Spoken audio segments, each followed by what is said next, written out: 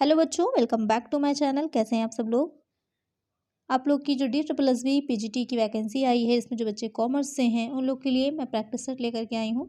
जिससे कि जो भी आप प्रिपरेशन कर रहे हैं तो प्रैक्टिस भी साथ साथ करते चलिए, जिससे कि इजी हो जाएगा और किस तरह के क्वेश्चन एग्जाम में आते हैं आपके उसकी प्रैक्टिस भी हो जाएगी। तो ये आपका दोनों ही लैंग्वेज में रहेगा, हिंदी में भी और इंग्लिश में भी। तो आइए वीडियो को शुरू करते हैं। और वीडियो शुरू करने से पहले अगर वीडियो अच्छी लगेगी तो एक लाइक ज़रूर करिएगा, और सब्सक्राइब नहीं किया है चैनल को तो सब्सक्राइब भी करिएगा, और फ्रेंड्स के साथ वीडियो को शेयर भी करना है। आइए शुरू करते हैं। फर्स्ट क्वेश्चन लेते हैं। नेतृत्व की वह शैली जिसमें समूह के सदस्यों को अपना कार्य स्वतंत्रता पूर्वक करने की अनुमति प्रदान की जाती है कहलाती है। A leadership style in which group members are allowed to carry out their work freely is called। Question है पूछ रहा है कि जो नेतृत्व की, यानी कि जो आपने मैनेजमेंट पढ़ा होगा, प्रिंसिपल्स ऑफ बिजनेस मैनेजमेंट, तो वहाँ पर आपने पढ़ा होगा लीडरशिप की थ्योरीज दे रखी थी। तो उसमें से ही क्वेश्चन है आपका कि जो फ्री होकर काम करने के जो वर्कर्स हैं, फ्री होकर के काम कर सकते हैं, तो वो कौन सी जो है शैली है।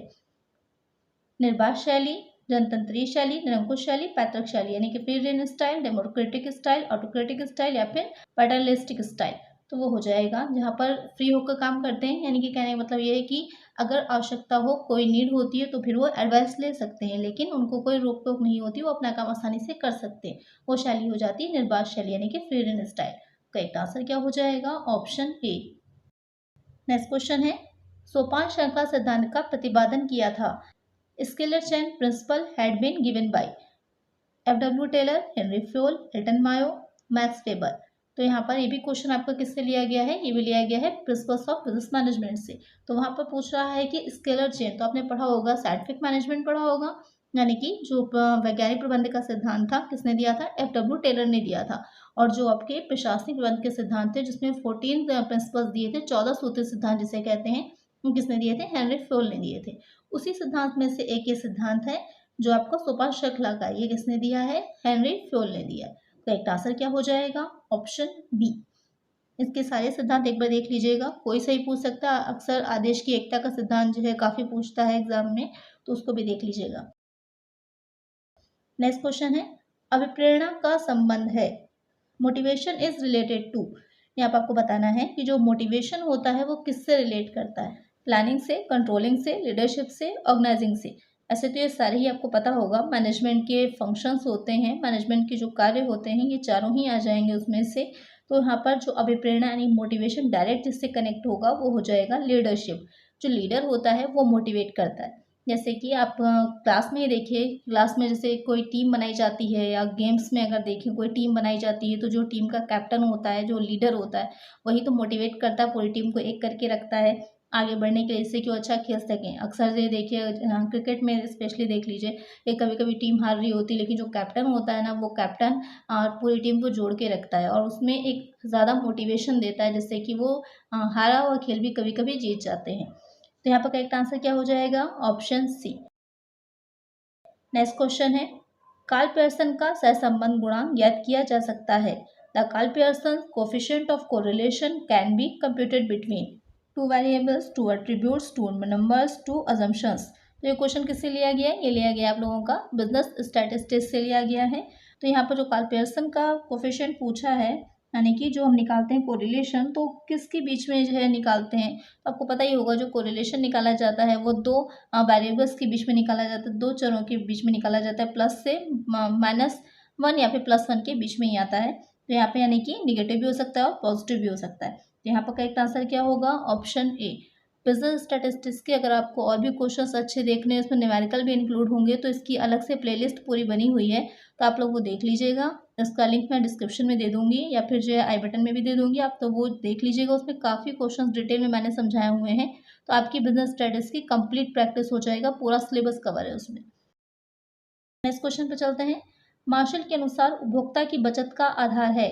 According to Marshall, basis of consumer surplus is. यहाँ पर क्वेश्चन किससे पूछा गया है आप लोगों का? बिजनेस इकोनॉमिक्स से है ये क्वेश्चन। इसमें क्या पूछा गया है कि जो मार्शल ने उपभोक्ता की बचत का जो सिद्धांत थ्योरी दी थी अपनी, तो उसका बेस क्या है, किस बेस पर उन्होंने थ्योरी दी थी, वो लॉ कौन सा है?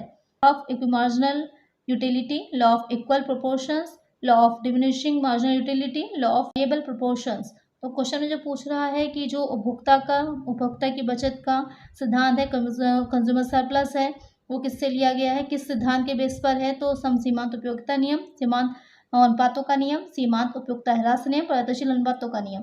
वो हो जाएगा सीमांत उपयोगिता ह्रास नियम से लिया गया है। करेक्ट आंसर क्या होगा, ऑप्शन सी।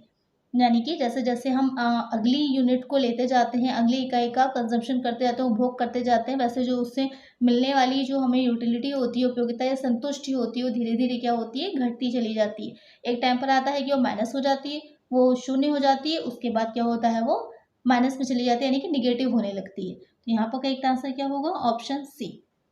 नेक्स्ट क्वेश्चन है, आकस्मिक आय में सम्मिलित नहीं है। The term casual income doesn't include winning from lottery, winning from gambling, capital gain on sale of shares, receipt of money lying on road।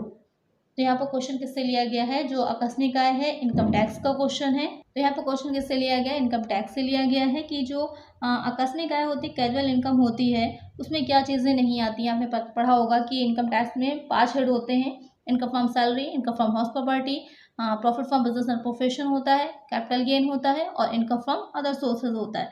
तो ये किस में आता है, जो आकस्मिक आय होती है, इनकम फ्रॉम अदर सोर्सेज में आती है।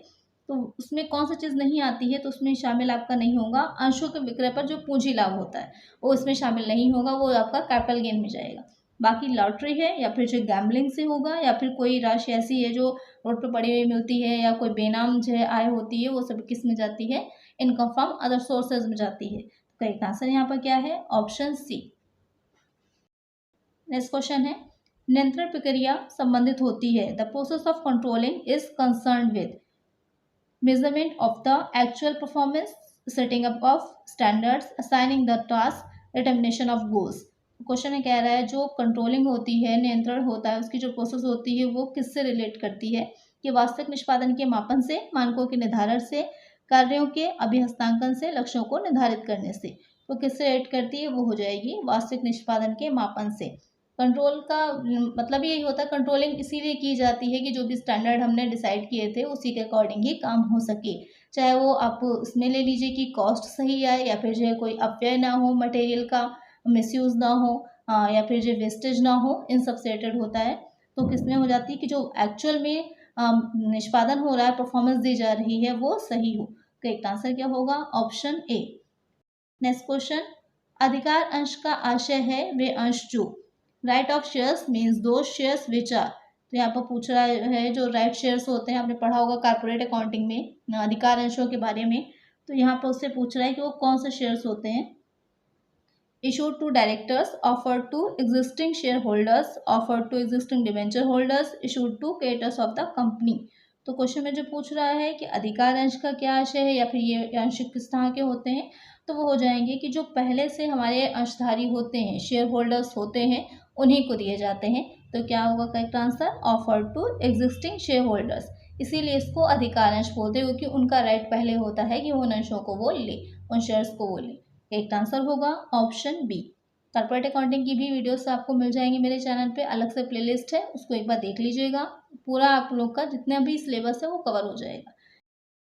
नेक्स्ट क्वेश्चन है, निम्नलिखित में से किसे विकसित अर्थव्यवस्था कहा जाता है।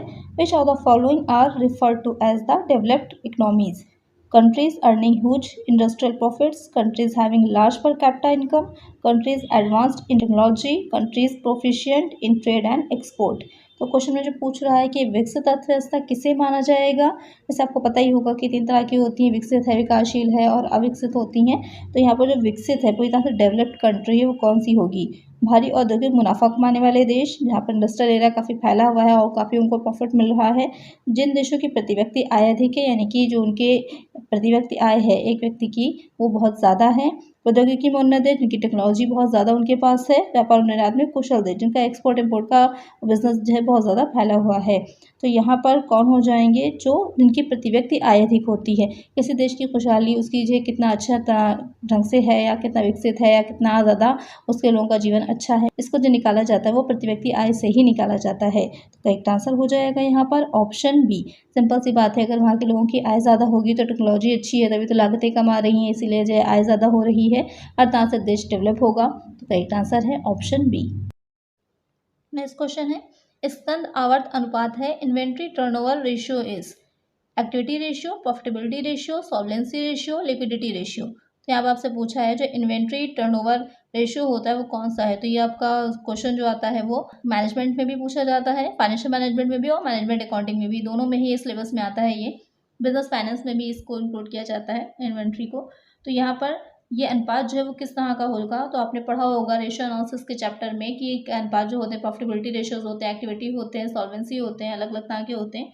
तो ये जो आपका इन्वेंट्री टर्नओवर रेशियो होता है ये कैसा हो जाएगा, ये एक्टिविटी रेशियो होता है कि जो कंपनी में हो रहे हैं, एक्टिविटीज़ हो रही हैं उससे रिलेटेड होता है। तो करेक्ट आंसर क्या होगा, ऑप्शन ए। नेक्स्ट क्वेश्चन है, आयकर अधिनियम 1961 के अंतर्गत कर का भार निर्भर करता है। Under income tax act 1961 incidents of taxation depends on citizenship, age, residential status, gender. यहाँ पर क्वेश्चन में पूछा है, काफ़ी अच्छा क्वेश्चन है कि जो टैक्स लगाया जाता है वो किस बेसिस पे लगाया जाता है आयकर अधिनियम 1961 के अकॉर्डिंग। तो यहाँ पर दो चीज़ें होती हैं, एक होता है सिटीजनशिप, दूसरा हो जाता है रेजिडेंशियल स्टेटस। सिटीजनशिप हो जाती है नागरिकता। नागरिकता का मतलब ये होगा कि आप उस देश के नागरिक हैं और आपको वहाँ पर वोट देने का राइट होगा। और जो आपका रेजिडेंशियल स्टेटस होता है यानी कि निवासी स्थिति होती है, तो वहाँ पर निवासी स्थिति आपको सिर्फ जो है वहाँ पर उस वर्ष में, यहाँ पर मैं इंडिया की बात कर रही हूँ, उस वर्ष में आप वहाँ पर टैक्स पेयर हैं या नहीं हैं उससे रिलेटेड होती है कि आपकी टैक्स लायबिलिटीज़ बन रही हैं या नहीं बन रही हैं। तो उसके बेसिस पे निकाला जाता है, रेजिडेंशियल स्टेटस के बेसिस पे, ना कि सिटीजनशिप की। हो सकता है कि किसी प्रीवियस ईयर में आप उस वहाँ पर सिटीजन हों लेकिन वहाँ पर आपको टैक्स ना देना हो, टैक्स लायबिलिटी नहीं बन रही हो। लेकिन हो सकता है कि आप अगर जो है उसका इंडिया में नहीं हो और उसके बाद भी आपकी यहाँ पर क्या बन रही है, टैक्स लायबिलिटी बन रही है। तो वो डिपेंड करता है, जो आधार शर्तें और अतिरिक्त शर्तें होती हैं, बेसिक कंडीशंस हैं और जो एडिशनल कंडीशंस हैं उनके बेसिस पे निकाला जाता है कि आप उस वर्ष में वहाँ पर एज ए टैक्स पेयर होंगे या नहीं होंगे। तो करेक्ट आंसर क्या होगा, ऑप्शन सी। नेक्स्ट क्वेश्चन है, यहाँ पर आपको नेक्स्ट क्वेश्चन में सॉल्व करना है और आपको क्या निकालना है, एवरेज कलेक्शन पीरियड निकालना है। क्वेश्चन है, डेटर्स ₹40,000, BR यानी कि बेस रिसीवर्स कितने हैं, ₹20,000, क्रेडिट सेल ₹2,50,000, सेल रिटर्न है 10,000 का, बिल्स पेएबल है 10,000 की। The average collection period will be, यहाँ पर आपको क्या निकालना है, एवरेज कलेक्शन पीरियड निकालना है। तो इसके लिए आपको क्या पता होना चाहिए, इसका फॉर्मूला पता होना चाहिए। फॉर्मूले में आपको जो भी इन्फॉर्मेशन गिवन है उसको हम रख देंगे और आप आंसर निकल आएगा। तो सबसे पहले देखिए इसका फॉर्मूला क्या होता है। तो एवरेज कलेक्शन पीरियड का फॉर्मूला हो जाएगा average debtors and receivables upon net credit sales into 365, यानी कि डेज आपको लिखने हैं। अगर क्वेश्चन में आपके मंथ दे रखे हो तो मंथ लिखिएगा, नहीं तो अगर डेज दे रखे हो तो डेज लिखिएगा। तो यहाँ पर पहले इन्फॉर्मेशन कंप्यूट कर देंगे तो हम निकालेंगे पहले एवरेज डेटर्स और रिसीवेबल्स। रिटर्न्स दे रखे हैं आप लोग के 40,000 के और जो बिल्स रिसीवेबल दे रखा है 20,000 का दे रखा है। यहाँ ओपनिंग और क्लोजिंग बताया नहीं है, इसलिए इन्हीं को ही आप एवरेज डेटर या एवरेज बिल्स रिसीवेबल मान लेंगे। ऐड कर लीजिएगा, आ जाएगा 60,000 का। अब अपॉन में हमको नेट क्रेडिट सेल दिखानी है, तो यहाँ पर क्रेडिट सेल दे रखी है, साथ में सेल्स रिटर्न बताया हुआ है। क्रेडिट सेल में से हम सेल रिटर्न को लेस कर देंगे, तो कितना आ जाएगा, 2,50,000 माइनस 10,000 आ जाएगा 2,40,000 का।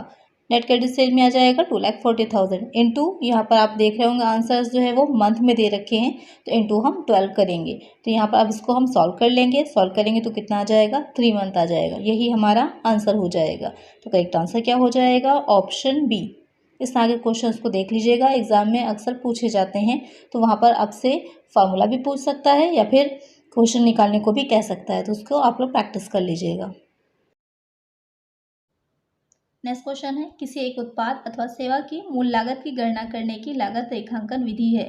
The cost accounting method to compute basic cost of a product और service is process costing, contract costing, uniform costing, unit costing.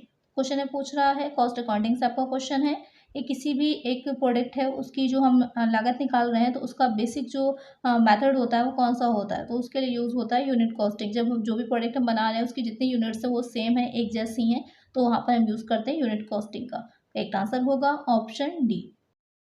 Next question है, सकल लाभ अनुपात की गणना की जाती है।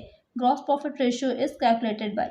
तो यहाँ पर आपके दे रखे हैं कुछ फार्मूलाज, आपको बताना है कि करेक्ट फार्मूला क्या है ग्रॉस प्रॉफिट रेशियो निकालने का। तो करेक्ट फार्मूला कौन सा हो जाएगा, आपको पता ही है। इसको निकालने के लिए gross profit upon net cell into 100 होता है। हम देख लेंगे कि ये फार्मूला कहाँ पर दे रखा है। ये दे रखा है आप लोगों का ऑप्शन बी में, gross profit upon net cell into 100। Correct answer होगा ऑप्शन बी। नेक्स्ट क्वेश्चन लेते हैं, साझेदारी के गठन के लिए साझेदारों के मध्य लिखित अनुबंध कहलाता है। The written agreement between the partners of firm a partnership is called certificate of incorporation, memorandum of association, certificate of formation of firm, partnership deed. तो क्वेश्चन में कह रहा है कि जो पार्टनरशिप होती है, क्योंकि जैसे कुछ ऐसी चीज़ें हैं जिनके लिए अलग से एक्ट बने हुए हैं। वैसे तो कंपनीज एक्ट एक है 1956, अब जो कि संशोधन होने के बाद क्या 2013 चल रहा है। इसी तरह के आयकर अधिनियम है, साझेदारी अधिनियम है, तो अलग अलग जो है अधिनियम चल रहे हैं। तो यहाँ पर जो पूछा, जो साझेदारी होती है तो उसको गठित करने के लिए कौन सा एक लिखित अनुबंध होना चाहिए, रिटन में एग्रीमेंट होना चाहिए, तो वो हो जाता है साझेदारी सल्लेख, पार्टनरशिप डीड। करेक्ट आंसर क्या होगा? Option D. नेक्स्ट क्वेश्चन है, ऋणपत्रों के शोधन के पश्चात ऋण शोधन कोष खाते के शेष को हस्तांतरित किया जाता है। After redemption of debentures the balance of sinking fund account is transferred to. तो क्वेश्चन में पूछ रहा है कि जो ऋणपत्र होते हैं, क्योंकि डिबेंचर्स हैं, जब उनका रिडेम्पशन कर दिया जाता है तो जो एक बनाया गया होता है इसी के लिए फंड, रिडेम्पशन करने के लिए जो सिंकिंग फंड बनाया जाता है, उसका जो बैलेंस बचता है उसको कहाँ पर ट्रांसफर करते हैं? General reserve account, capital reserve account, profit and loss account, debenture account. ये क्वेश्चन बहुत पूछा जाता है कि किसमें फॉर्फिचर अकाउंट का अगर जो शेष बचेगा, बैलेंस होगा, उसको कहाँ ट्रांसफर करते हैं और इसको कहाँ ट्रांसफर किया जाता है। क्वेश्चन बहुत पूछा जाता है। तो इसके जो शेष होता है उसको कहाँ ट्रांसफर करते हैं? जनरल रिजर्व अकाउंट में। और जो फॉर्फिचर का होता है शेष, उसे ट्रांसफर किया जाता है कैपिटल रिजर्व में। ध्यान रखिएगा। तो करेक्ट आंसर क्या होगा यहाँ पर? Option A. नेक्स्ट क्वेश्चन है, ह्रास लेखांकन के लिए किस लेखांकन माप का प्रयोग किया जाता है? Which accounting standard is used for depreciation accounting? AS2, AS5, AS6, AS13। तो क्वेश्चन में पूछ रहा है, इसको भी देख लीजिएगा। अक्सर ये अकाउंटिंग स्टैंडर्ड से क्वेश्चन आता है, कभी कभी मैचिंग करने को भी दे सकता है। तो स्टार्टिंग के कुछ इंपॉर्टेंट है, उनको देख लीजिएगा। तो यहाँ पर जो डिप्रिसिएशन होता है वो किस में जाएगा? वो जाता है अकाउंटिंग स्टैंडर्ड 6 में जाता है। तो करेक्ट आंसर क्या होगा? Option C. नेक्स्ट क्वेश्चन लेते हैं, फर्म के विघटन पर फर्म की संपत्तियों की वसूली खाते में हस्तांतरित किया जाता है उनके डैश के आधार पर। On dissolution of a firm the assets of firm are transferred to realisation account at their book value, market value, realisable value, agreed value among partners. Question में पूछ रहा है कि यहाँ पर पार्टनरशिप से रिलेटेड क्वेश्चन है। जब पार्टनरशिप का क्या हो जाता है? डिसोल्यूशन होता है, यानी कि विघटन हो जाता है। तो वहाँ पर जो एसेट्स होती हैं उनसे जो वसूली की जाती है तो उसको कहाँ पर ट्रांसफर किया जाता है? उसको जो ट्रांसफर किया जाता है किस वैल्यू पर किया जाता है? तो उसे किया जाता है बुक वैल्यू पर। जो भी पुस्तकों में, बुक में उसके जो प्राइस होता है, मूल्य होता है, उस पर किया जाता है। करेक्ट आंसर होगा ऑप्शन ए। नेक्स्ट क्वेश्चन है, सहसंबंध गुणांक एक निर्धारण गुणांक के बीच संबंध को निम्नांकित रूप में व्यक्त किया जा सकता है। The relationship between correlation coefficient of determination can be expressed as follows. Coefficient of determination is the square of correlation coefficient. Coefficient of determination is the square of root of correlation coefficient. Both are equal, both are unrelated. तो question में कह रहा है कि जो सहसंबंध गुणांक है और जो निर्धारक गुणांक होता है तो उसके बीच जो संबंध होता है उसको कैसे व्यक्त किया जाता है? निर्धारक गुणांक सहसंबंध गुणांक का वर्ग होता है, निर्धारक गुणांक सहसंबंध गुणांक का वर्गमूल होता है, दोनों बराबर होते हैं, दोनों असंबंधित होते हैं। तो यहाँ पर क्या होता है? यहाँ पर जो निर्धारक गुणांक से मतलब जो प्रतिगमन गुणांक होता है, आपने रिग्रेशन पढ़ा होगा, उससे रिलेटेड है। तो यहाँ पर क्वेश्चन में क्या कह रहा है कि कैसे व्यक्त किया जाता है? तो यहाँ पर जो निर्धारक गुणांक होता है वो सहसंबंध गुणांक का वर्ग होता है। करेक्ट आंसर क्या होगा? Option A. नेक्स्ट क्वेश्चन है, जितना ऊंचा अनुपात होता है उतना ही यह पक्ष में होता है, ये कथन लागू नहीं होता है। Higher the ratio the more favourable it is. This statement doesn't apply with respect to. यानी कि जो स्टेटमेंट एक दिया गया है वो नीचे जो रेशियोज दे रखे हैं इसमें से किस पर लागू नहीं होगा? Stock turnover ratio, net profit ratio, gross profit ratio, operating ratio. तो यहाँ पर जितना यानी कि ऊंचा अनुपात होता है उतना ही अच्छा होगा, उतना ही फेवरेबल होगा। तो कौन सा ऐसा है जो ऊंचा होगा तो वो अच्छा नहीं होगा, निगेटिव होगा, पॉजिटिव नहीं होगा? तो यहाँ पर जो ऑपरेटिंग रेशियो होता है वो जितना ज़्यादा होगा वो उतना ही क्या होगा हमारे लिए? फेवरेबल नहीं होगा, नुकसानदायक होगा, हार्मफुल होगा कंपनी के लिए, उस ऑर्गेनाइजेशन के लिए। तो करेक्ट आंसर क्या होगा? Option D. नेक्स्ट क्वेश्चन है, वह लागत जो प्रति इकाई स्थिर रहती है किंतु उत्पादन की मात्रा में परिवर्तन के साथ परिवर्तित हो जाती है कहलाती है। A cost that remains constant per unit but a change with the volumes of output is called fixed cost, semi variable cost, absorption cost. यहाँ से समझिएगा, यहाँ पर आपका जो है फिक्स्ड कॉस्ट और वेरिएबल कॉस्ट दोनों के बीच में डिफरेंस को। यहाँ पर जो आप उत्पादन कर रहे होते हैं, प्रोडक्शन जो हो रहा होता है, तो जो वेरिएबल कॉस्ट होती है वो पर यूनिट क्या रहेगी, सेम रहती है, उसमें चेंजेस नहीं होते। वो क्या होगा, जो ओवरऑल होती है तो उत्पादन घटने या बढ़ने के साथ घट बढ़ जाती है।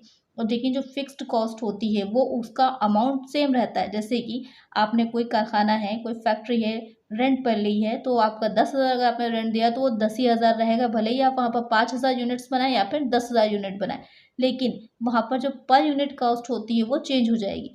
जैसे कि फॉर एग्जांपल समझ लीजिए, अभी जो 10,000 का मैंने उदाहरण दिया, आपको एग्जांपल दिया कि 10,000 यूनिट जो हम 10,000 जो हमारा रेंट है 10,000 रहेगा, लेकिन अगर हम 5,000 का प्रोडक्शन करेंगे तो पर यूनिट कितना हो जाएगा, 10,000 अपॉन 5,000 इज इक्वल टू हो जाएगा 2, यानी कि 2 रुपये पर यूनिट आ जाएगा। लेकिन अगर हम उसी जगह पर 10,000 इकाइयों का उत्पादन करेंगे, 10,000 यूनिट्स को बनाने लगेंगे, तब क्या हो जाएगा, हमारा एक आएगा, 10,000 अपॉन 10,000 इज इक्वल टू 1 हो जाएगा। तो क्या होगा, पर यूनिट क्या हो जाती है, जो फिक्स्ड कॉस्ट होती है वो चेंज हो जाती है, लेकिन ओवरऑल क्या रहेगी, वो कांस्टेंट रहती है, चेंज नहीं होती। क्वेश्चन में आप जो पूछ रहा है आपका कि जो प्रति इकाई स्थिर रहती है किंतु उत्पादन की मात्रा परिवर्तन परिवर्तित हो जाती है, तो वो हो जाती है वेरिएबल कॉस्ट। ध्यान रखिएगा, आपको समझ में आ भी गया होगा दोनों के बीच में डिफरेंस। अक्सर बच्चे यहीं पर कंफ्यूज हो जाते हैं।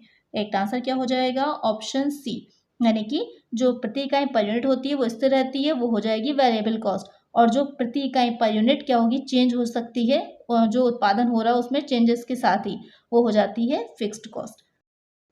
नेक्स्ट क्वेश्चन है, अशुद्ध ऋण जिन्हें बट्टे खाते में डाल दिया गया हो बाद में यदि प्राप्त हो जाए तो उन्हें क्रेडिट करेंगे। The bad debts that have been written of it recovered subsequently then they are credited to debtors account, sales account, trading account, profit and loss account. जो अशुद्ध ऋण होता है, बैड डेब्ट होता है, जब भी हम लोग फाइनेंशियल अकाउंटिंग के क्वेश्चन सॉल्व कर रहे होते हैं तो वहाँ पर बहुत परेशान करता है ये कि कहाँ पर इसको किस तरह से ट्रीट करना है, कैसे दिखाना है। तो यहाँ पर जब जो है पहले हमने क्या था, उसको डिस्काउंट उसमें डाल दिया था हमने कि रिटर्न ऑफ नहीं होगा, लेकिन बाद में वो क्या हुआ, वो हमको प्राप्त हो गया, रिकवर हो गया। तो अब उसको हम कहाँ क्रेडिट करेंगे, तो उसे क्रेडिट किया जाता है प्रॉफिट एंड लॉस अकाउंट में। करेक्ट आंसर क्या हो जाएगा, ऑप्शन डी। नेक्स्ट क्वेश्चन, दोषपूर्ण माल की वापसी भी डैश का एक भाग है। Returns of goods in case of defect is also part of dash, supply chain management, retail management, sales management, none of these.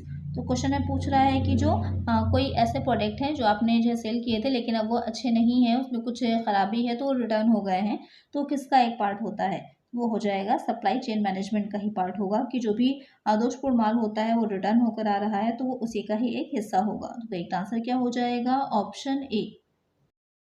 Next question है, परिवहन सेवाओं को डैश भी कहा जाता है। Transportation services also called as dash, financial, marketing, logistics, none of this. तो जो ट्रांसपोर्टेशन सर्विसेज होती हैं उसको और क्या कहते हैं, वो लॉजिस्टिक कहलाती हैं, संभरण लागतें भी कहलाती हैं। तो करेक्ट आंसर क्या होगा, ऑप्शन सी। नेक्स्ट क्वेश्चन है, एससीएम जैसे सेवा उद्योग के लिए डैश के साथ संबंध होना महत्वपूर्ण है। For services industry like SCM bonding with dash is important, manufacturers, customers, land owners, sellers. Question में कह रहा है कि जो सप्लाई चेन मैनेजमेंट है, इस तरह का जो सर्विसेज दी जाती हैं, तो वहाँ पर हमारा किसके साथ जो है कनेक्शन होना इंपॉर्टेंट होता है, किसके साथ बॉन्डिंग होना इंपॉर्टेंट होती है, तो वो हो जाएगा कस्टमर्स। कि जो ग्राहक होते हैं, उपभोक्ता होते हैं, उनके साथ बॉन्डिंग इंपॉर्टेंट होती है, जैसे कि ये पता चले कि उनका क्या टेस्ट है, क्या रुचियाँ हैं, क्या उनको चाहिए है, किस तरह का वो इम्प्रूवमेंट चाह रहे हैं, उस सारी चीज़ें की इन्फॉर्मेशन हमको यहीं से मिलती है। करेक्ट आंसर क्या होगा, ऑप्शन बी। नेक्स्ट क्वेश्चन है, आय के मापन का आधार है। The basis of income measurement is matching concept, accounting period concept, money measurement concept, cost concept. Question काफ़ी इंपॉर्टेंट है, जो आपके फाइनेंशियल अकाउंटिंग में जो प्रिंसिपल्स दे रखे हैं, कि जो सिद्धांत हैं जिसके बेसिस पे जो अकाउंटिंग है वो काम करती है, तो वहाँ पर उससे रिलेटेड ये क्वेश्चन पूछा गया है कि ये जो आय के मापन का आधार होता है, यानी कि जहाँ पर हम ये चीज़ देखते हैं कि आय का मापन है, तो वो कौन से उसमें आएगा, कौन से सिद्धांत में आएगा, तो वो आ जाता है मैचिंग कॉन्सेप्ट में, मिलान अवधारणा में। करेक्ट आंसर क्या हो जाएगा, ऑप्शन ए। और जो लेखांकन अवधि अवधारणा है कि एक जो है फाइनेंशियल ईयर को होता है कि एक अवधि होनी चाहिए, एक टाइम पीरियड होना चाहिए जिसके लिए अकाउंटिंग की जा रही है। जो मुद्रा मापन अवधारणा है कि वही चीज़ें सिर्फ शामिल की जाती है जिसको कि हम मुद्रा में माप सके, इसको कि हम मनी में मेजर कर सकें। और जो कॉस्ट कॉन्सेप्ट है, लागतों की अवधारणा, यानी कि ऐसी लागतें जो कि उत्पादन करने या इन सारी चीज़ों में लागतें आती हैं, तो कम से कम जो है हमको अपव्यय करना चाहिए। तो यहाँ पर करेक्ट आंसर क्या है, ऑप्शन ए। नेक्स्ट क्वेश्चन है, एक कंपनी द्वारा ऋण पत्रों का शोधन नहीं किया जा सकता। A company can not redeem it's debentures out of accumulated profits, out of accumulated losses, by purchase of own debentures from market, by conversion of debentures into shares। तो क्वेश्चन में कह रहा है कि जो एक कंपनी होती है तो अपने ऋण पत्र जो होते हैं उनका शोधन जो किया जाता है, तो वहाँ पर कुछ कंडीशंस दे रखी है, किन किन चीज़ों से नहीं किया जा सकता। तो यहाँ पर किस चीज़ से नहीं करेगी, लाभ से भी कर सकती है, आप मार्केट से अपने ओपन मार्केट में अपने इमेजेस को वापस जो है परचेज भी कर सकती है और कन्वर्जन भी कर सकती है अंशों में। क्या किससे नहीं कर पाएगी, जो संचित हानियां होती हैं उन हानियों से नहीं कर पाएगी। तो यहाँ पर करेक्ट आंसर क्या हो जाएगा, ऑप्शन बी। नेक्स्ट क्वेश्चन है, परिवर्तनशील साधन की मात्रा बढ़ाने से यदि कुल उत्पादन बढ़ता है तो यह कहलाता है। If total production increases with the increases in variable factors it is called law of constant return, law of diminishing return, law of increasing return, law of supply of production. तो क्वेश्चन कह रहा है कि जो परिवर्तनशील साधन की मात्रा यानी कि किसी एक वेरिएबल की जो क्वांटिटी को हम बढ़ा रहे हैं, इंक्रीज कर रहे हैं, तो वहाँ पर जो टोटल प्रोडक्शन बढ़ेगा तो वो कौन सा वहाँ पर नियम लागू होगा। यानी कि यहाँ पर जो प्रतिफल के आपने 3 तरह के नियम पढ़े होंगे, एक वृद्धि नियम है, एक समता नियम होता है और एक ह्रास नियम होता है, 3 तरह के होते हैं। तो यहाँ पर जो क्वेश्चन है पूछ रहा है कि बढ़ रहा है प्रोडक्शन, तो बढ़ जब रहा होगा तो वो कौन सा हो जाएगा, लॉ ऑफ इंक्रीजिंग रिटर्न हो जाएगा, उत्पत्ति वृद्धि नियम हो जाएगा। करेक्ट आंसर क्या हो जाएगा, ऑप्शन सी। वृद्धि नियम के बाद क्या होता है, धीरे धीरे समता नियम पर पहुंचते हैं, उसके बाद समता के बाद क्या होता है, गिरना शुरू हो जाता है। यानी कि एक पहले जब आप जो है चेंज करते हैं तो धीरे धीरे क्या होगा, उत्पादन बढ़ता है, उसके बाद बढ़ने के बाद एक बार कांस्टेंट हो जाता है, उसके बाद क्या होता है, घटना शुरू हो जाता है। तो यहाँ पर करेक्ट आंसर है ऑप्शन सी। नेक्स्ट क्वेश्चन लेते हैं, विनियोग की बिक्री के पश्चात शोधन कोष विनियोग खाते का शेष हस्तांतरित किया जाता है। After sales of investment balance of sinking fund investment account is transfer to profit and loss account, capital reserve account, sinking fund account, debentures account. काफ़ी अच्छा क्वेश्चन है ये भी। यहाँ पर जो विनियोग की बिक्री करने के बाद जो भी ये क्वेश्चन भी आपका रिडेम्पशन ऑफ डिबेंचर्स से लिया गया है। तो यहाँ पर जो शोधन कोष खाता है उसमें जो शेष बचेगा उससे कहाँ ट्रांसफर करते हैं, उसे ट्रांसफर करते हैं हम सिंकिंग फंड अकाउंट में। करेक्ट आंसर क्या होगा, ऑप्शन सी। नेक्स्ट क्वेश्चन लेते हैं, किसी सामान्य माध्य से लिए गए विचलनों का योग होता है। The sum of deviations taken from the arithmetic mean of a series is 0, positive, negative, both b and c. तो क्वेश्चन में कह रहा है कि जो सामान्य माध्य एक लिया जाएगा, अर्थमेटिक मीन एक आपने निकाला किसी सीरीज का और उससे आप क्या निकाल रहे हैं, विचलन निकाल रहे हैं, तो उसका जो टोटल आता है वो क्या रहेगा। तो यहाँ पर आपको ध्यान होगा कि आपने जो पढ़ा होगा एसडी निकालने में, स्टैंडर्ड डेविएशन निकालने में, जो आप जो है विचलन निकालते थे, डेविएशन निकालते थे, तो वहाँ पर जब अब एक्चुअल मीन से, जब डायरेक्ट मेथड से हम लोग सॉल्व करते हैं और एक्चुअल मीन से निकालते हैं तो वहाँ पर वो 0 आता है। उसको टोटल करके देखिएगा, जो डीएक्स होता है उसका टोटल 0 आता है, माइनस और प्लस के दोनों साइड इक्वल ही आते हैं क्योंकि वो एक्चुअल मीन होता है। अगर आप कल्पित माध्य यानी कि अज्यूम करके निकालिएगा तो वहाँ पर चेंजेस हो सकते हैं क्योंकि वहाँ पर 0 नहीं आएगा, लेकिन अगर आप एक्चुअल मीन से निकालेंगे तो 0 ही आता है। करेक्ट आंसर क्या होगा, ऑप्शन ए। आज की वीडियो में इतना ही। आई होप आपको वीडियो अच्छी लगी होगी और हेल्पफुल रही होगी, और आगे वीडियोस भी इसी तरह आपको चाहिए हैं तो मुझे कमेंट करिएगा और वीडियो को लाइक करिएगा और फ्रेंड्स के साथ वीडियो को शेयर भी करना है, और सब्सक्राइब नहीं किया तो सब्सक्राइब भी करिएगा। इसकी और भी आपकी सीरीज आएगी एग्जाम तक आप लोगों के, जिससे कि आप लोगों का रिविजन अच्छे से हो जाए। मिलते हैं नेक्स्ट वीडियो में। Thank you.